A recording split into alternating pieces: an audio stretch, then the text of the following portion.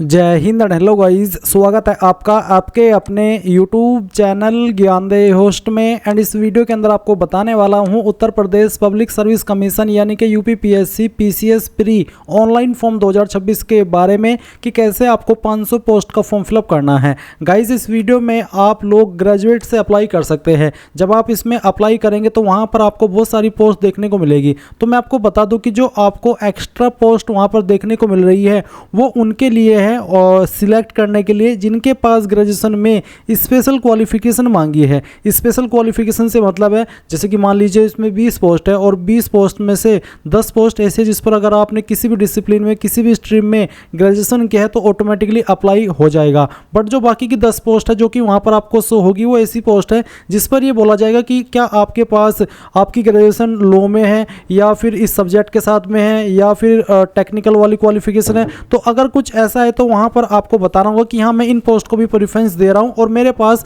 ये जो ग्रेजुएशन है वो इस डिसिप्लिन में या फिर इस सब्जेक्ट के साथ में है। तो इसका मतलब ये नहीं हो जाता कि सिर्फ वही पोस्ट है, इसमें और भी काफ़ी सारी पोस्ट है जिस पर आपको ऑटोमेटिकली ग्रेजुएशन की क्वालिफिकेशन से अप्लाई हो रहा है। इसी प्रकार से इसमें जब आप अप्लाई करेंगे तो एक पोस्ट ग्रेजुएट का ऑप्शन आएगा। अगर आप पोस्ट ग्रेजुएट हुए तो फिर आपको और अतिरिक्त पोस्ट देखने को मिलेगी, वो वाली जिन पर पोस्ट ग्रेजुएट की क्वालिफिकेशन मांगी है और स्पेसिफिक डिसिप्लिन सब्जेक्ट या फिर स्ट्रीम में मांगी है। तो आपको इसमें जरा भी कंफ्यूज नहीं होना है। इसमें मेजर जो पोस्ट है, मेन जो पोस्ट है वो यहाँ पर आपको देखने को मिल रहा है, काफ़ी सारी है और इसके अलावा भी काफ़ी आपकी group A and group B की वैकेंसी है। और गाइज आप लोग ये फॉर्म 27 जुलाई 2026 तक भर पाएंगे। फीस की अगर बात करें तो जनरल ओबीसी के लिए 125, SC ST के लिए 65 और PH कैंडिडेट के लिए 25 है। एज लिमिट 21 से 40 साल के बीच रखी गई है। एंड यहाँ पर गाइज अगर आप ये सभी जानकारी जानने के बाद में इसमें एलिजिबल है और आपने अभी तक ये फॉर्म नहीं भरा या फिर आप फॉर्म भर रहे हो और आप देख रहे हैं कि यार काफ़ी सारे इश्यूज आ रहे, काफ़ी सारे आपके सवाल हैं, तो अब आप इस वीडियो को वॉच करके आपके सभी सवालों के हल सहित सभी प्रॉब्लम के हल सहित अपना फॉर्म भर सकते हैं। मैंने इसके लिए एक अलग से स्पेशल OTR की वीडियो बनाई है क्योंकि गाइज अब इसमें आप OTR के माध्यम से फॉर्म भरते हैं, पहले OTR करते हैं फिर इस वेबसाइट के ऊपर आकर के फॉर्म भरते हैं। तो अगर आपने OTR अभी तक नहीं किया हुआ है तो आप एक बार इस वीडियो को वॉच कर लेना जो भी आप वीडियो में देख पा रहे हैं। और ये जो लिंक है जो मैंने आपको इस वीडियो को डिस्क्रिप्शन में दिया हुआ, जब आप ओपन करेंगे तब आप यहाँ पर आएंगे एंड इस वीडियो को देख पाएंगे। इसमें मैंने सारी चीज़ें OTR से संबंधित बताई है, साथ ही साथ अप्लाई करने का प्रोसेस इस वीडियो के अंदर भी बताया है।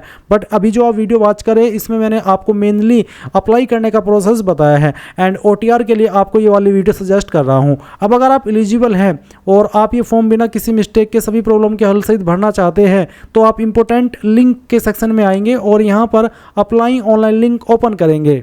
आपके सामने यहाँ पर ये वेबसाइट आ जाएगी जो कि आप अभी वीडियो में चेक कर सकते हैं। यहाँ पर आ जाने के बाद में आप अप्लाई इसके ऊपर क्लिक करेंगे, फिर आपके सामने इस तरह से डिटेल्स आएगी। अब आपको यहाँ पर ऑथेंटिकेट विद OTR इसके ऊपर क्लिक करना है। अब यहाँ पर ऑथेंटिकेट विद OTR सर्वर आप इसके ऊपर क्लिक करेंगे। अब आपसे यहाँ पर पूछा है कि क्या आपने आपका OTR रजिस्ट्रेशन कर लिया है। अगर आपने कर लिया है तो यस कर देंगे, नहीं किया है तो आप नो करेंगे। और फिर आपको बोला है कि click here to get your OTR number, तो आप इसके ऊपर क्लिक करेंगे।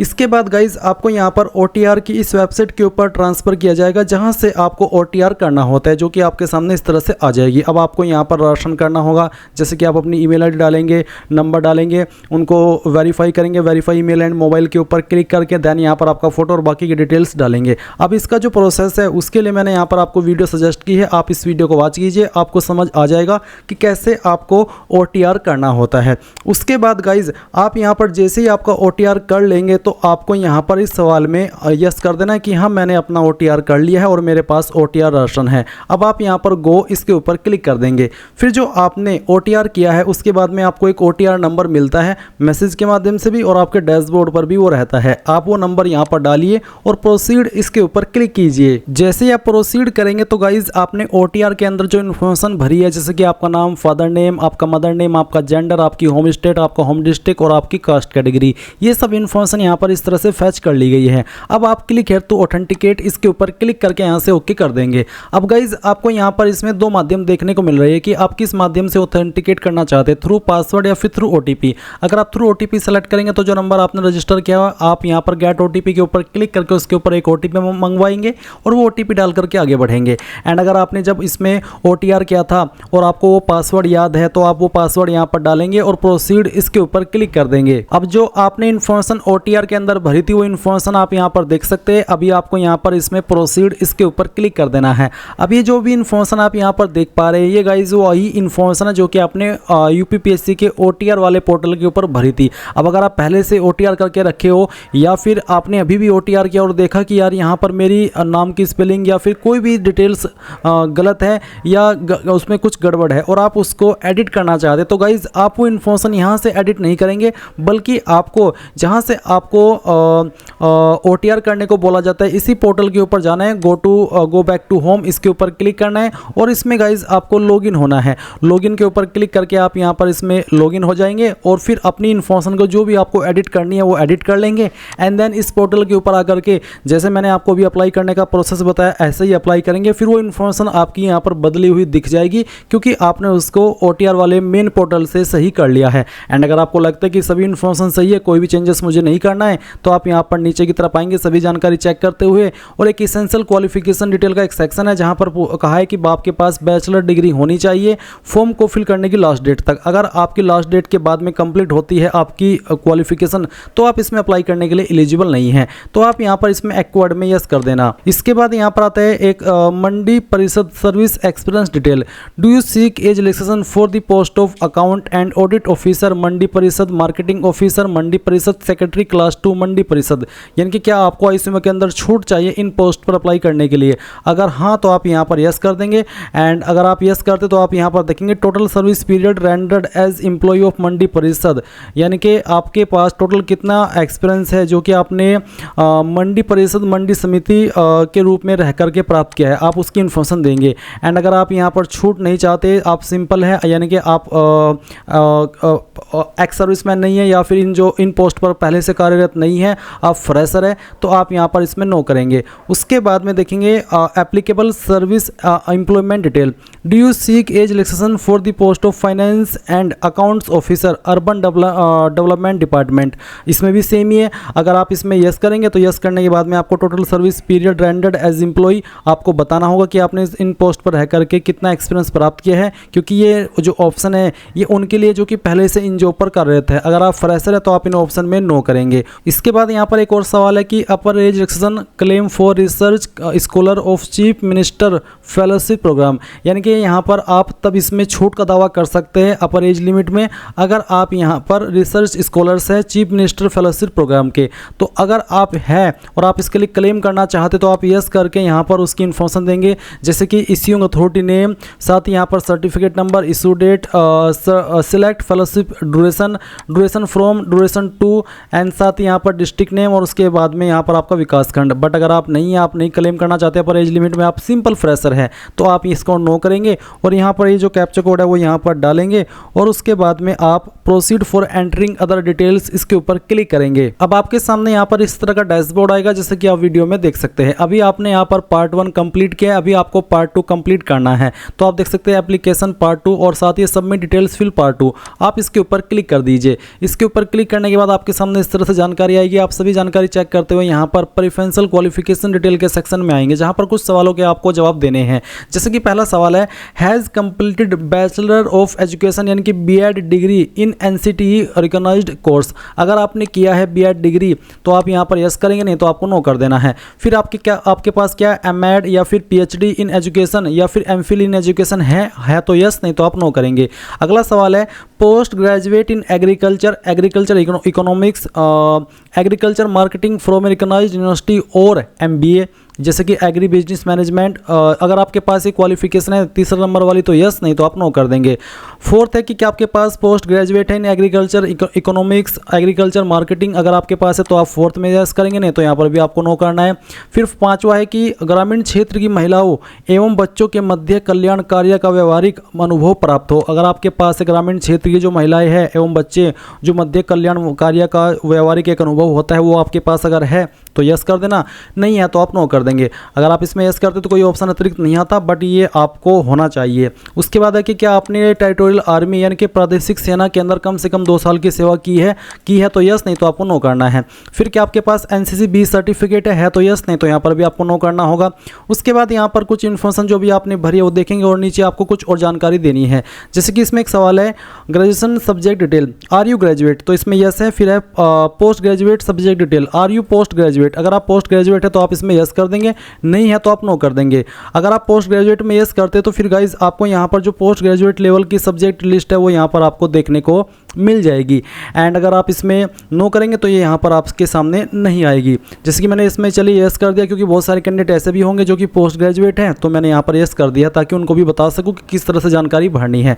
अब यहाँ पर है graduation level subject list. Graduation level पर आपके पास क्या क्या सब्जेक्ट थे, जो भी क्वालिफिकेशन आपने ग्रेजुएशन में की है चाहे वो कोई सी भी है, उसमें जो भी आपके पास सब्जेक्ट थे वो आप यहाँ पर सिलेक्ट कर लेंगे। जैसे कि चलिए मैं इसको सिलेक्ट कर लेता हूँ, फिर यहाँ पर ये, उसके बाद में हम ये सिलेक्ट कर लेते हैं। ये आपकी चॉइस के अकॉर्डिंग है, आप यहाँ पर इसको डालेंगे और आपके यहाँ पर ऑप्टेड सब्जेक्ट लिस्ट ऑटोमेटिकली इस तरफ आ जाएगी, जैसे कि आप यहाँ पर देख सकते हैं। इसके बाद आएगा पोस्ट ग्रेजुएट का, तो सेम तरीके से आपको बताना है कि पोस्ट ग्रेजुएट में आपके पास क्या क्या सब्जेक्ट थे वो आप यहाँ पर इस तरह से सिलेक्ट कर लेंगे। जो भी आपके पास सब्जेक्ट है, चाहे 2 चाहे फिर 3, जितने भी थे वो आप यहाँ पर इस तरह से सिलेक्ट कर लेंगे। क्योंकि कई बार ऐसा होता है कि हर सेमेस्टर में किसी के अलग अलग ही सब्जेक्ट होते हैं और किसी के सेम ही रहते हैं, तो ये आपको ही पता होगा कि मेरे पास ग्रेजुएशन में क्या सब्जेक्ट थे और पोस्ट ग्रेजुएशन में क्या सब्जेक्ट थे। इसके बाद गाइज आप यहाँ पर नीचे की तरफ आएंगे और देखेंगे other essential qualification for specific post, यानी कि कुछ पोस्ट ऐसी है जिसमें कि आपसे एक स्पेसिफिक क्वालिफिकेशन मांगी जाती है। जैसे कि आप यहाँ पर देख सकते हैं principal government intermediate college boys girls, ये वाला पोस्ट का नाम है जो यहाँ पर दिया गया है, और उस पर अप्लाई करने के लिए एग्जैक्ट क्या क्वालिफिकेशन चाहिए वो आप यहाँ पर देख सकते हैं।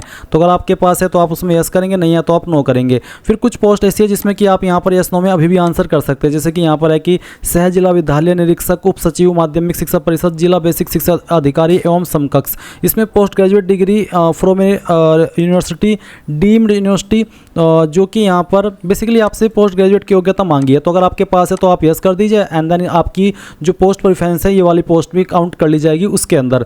इसी प्रकार से अगली है कि आपके पास पोस्ट ग्रेजुएट डिग्री है with degree of bachelor of education, यानी कि बीएड, अगर आपके पास है तो आप यहाँ पर इसमें यस कर देंगे, नहीं तो आप नो कर देंगे। बेसिकली आपको यहाँ पर आंसर कर देना है इनका, ये उनके सामने आएगी जिन्होंने पोस्ट ग्रेजुएट क्वालिफिकेशन वाले ऑप्शन में यस किया था। फिर आपको यहाँ पर वो क्वालिफिकेशन शो होगी जिन पर अप्लाई करने के लिए पोस्ट ग्रेजुएट की योग्यता मांगी गई है। तो आपको इनमें से जिस पोस्ट को प्रेफरेंस देना है उसमें आप यस कर दीजिए, जिसको आप प्रेफरेंस नहीं देना चाहते, आपके पास वो एग्जैक्ट क्वालिफिकेशन नहीं है, उसमें आप नो कर दीजिए। ये भी आपकी ही चॉइस है, इसमें मैं चाहे कितना भी एक्सप्लेन कर लूँ, बट गाइज आपको ही इसमें देखना होगा कि मेरे पास क्या क्वालिफिकेशन है, क्योंकि इसमें हिंदी और इंग्लिश दोनों में यहाँ पर बता दिए हैं। अगर आपके पास वो क्वालिफिकेशन है तो आप उसमें यस कर देंगे, नहीं है तो आप उसमें नो करेंगे।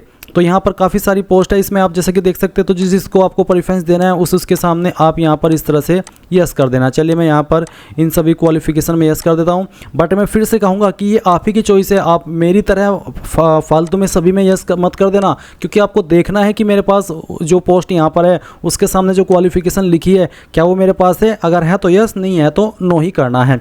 फिर यहाँ पर है डू यू नो हिंदी इन देवनागरी लिपि। हिंदी इन देवनागरी लिपि यही होती है जो कि यहाँ पर आपको देखने को मिल रही है। जब आप इसको लिखते हैं उसको देवनागरी लिपि कहते हैं, इसलिए आप इसमें कंफ्यूज मत होना, आप इसमें यहाँ पर यस कर देना कि हाँ मेरे पास है, क्योंकि ये सभी को आती है।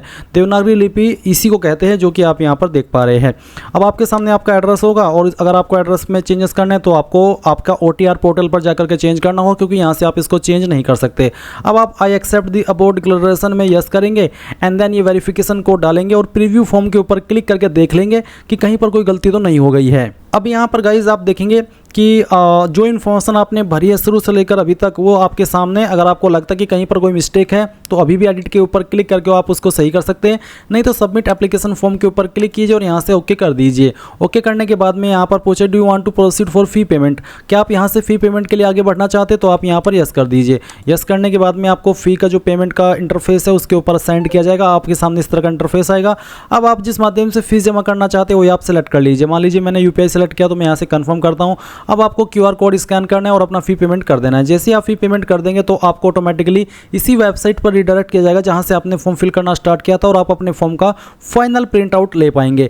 अब अगर आपको पेमेंट करते समय कोई इशू आ जाता है तो गाइज आप अगेन पेमेंट कैसे करेंगे वो जान लीजिए।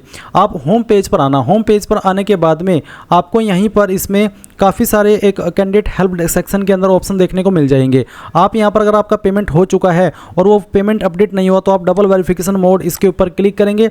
यहाँ पर आपको इसमें डायरेक्ट रिक्रूटमेंट सेलेक्ट कर लेना है, अपना रजिस्टर नंबर डालना है, डेट ऑफ बर्थ सेलेक्ट करनी है, रजिस्टर्ड मोबाइल नंबर डालना है, ये कैप्चा कोड फिल करके प्रोसीड करना है और आप यहाँ पर अपना जो फी पेमेंट है उसको अपडेट करा लेंगे। उसके बाद यहाँ पर देखेंगे know your OTR number, view answer की, इसके अलावा कैंडिडेट डैशबोर्ड लॉगिन। अगर आप कैंडिडेट डैशबोर्ड लॉगिन के ऊपर क्लिक करेंगे तो आप OTR नंबर डाल करके प्रोसीड करेंगे और आपको OTP सेंड किया जाएगा। जैसे आप OTP वेरीफाई कर देंगे तो आपके सामने आपका डैशबोर्ड आ जाएगा। वहाँ से आप आपका पूरा का पूरा फॉर्म मैनेज कर सकते हैं और अगर आपके फॉर्म के अंदर कोई गलती हो गई है तो आप उसको वहाँ से सही भी कर सकते हैं। तो गाइज़ मैंने यहाँ पर आपको सभी जानकारी दे दी है इस फॉर्म को भरने की। आई होप आपकी सभी चीज़ें क्लियर हो गई होगी। अगर आपका अभी भी कोई सवाल डाउट है तो आप कमेंट के माध्यम से पूछ लीजिएगा। तो ये थी आपकी UPPSC PCS pre online form 2026 के बारे में पूरी जानकारी। Thanks for watching. जय हिंद।